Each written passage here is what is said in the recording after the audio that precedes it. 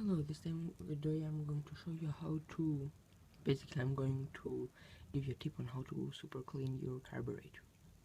My accelerator pump started leaking, so I rebuilt it for a second time.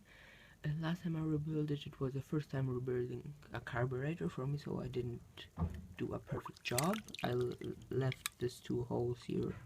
Don't know if you can see them clogged because I did notice that they should be open, so I opened it up and I cleaned the whole thing. What I do is I put the carburetor in here, put some this size paddle of dishwasher liquid, and fill the whole bowl up with boiling water. You want to remove the fuel cutoff valve and generally everything electrically. I also removed this plastic part here from the choke mechanism, but I don't think that I really had to do it. It cleans it really nice. All the carbon deposits are gone. I use a toothbrush. You can see how nice and clean it is. This one won't clean any further for some reason, but I don't care. I don't want it perfect. I just want it clean. It has nothing to do with what it was before. It removed all this white gunk. I'm not really cleaning it, but all this white gunk was until up here. I use a toothbrush, as I say, to clean it up. It makes everything very nice. Disassemble, remove all the jets, put boiling water inside and let it soak. Now it's not that hot anymore. It's slightly burning me, but not that much as before.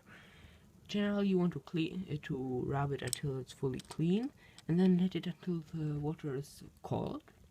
Put it then and rinse it off with water.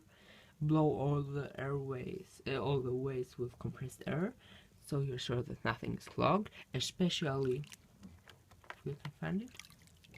No. Sorry, I can't find it. There is a tube up here, the accelerator pump tube. You want to remove it carefully. If it's stuck, you see it. And see if this is blocked, because they like to get blocked a lot. You will see it's a metal piece that's like this, very small, in this shape.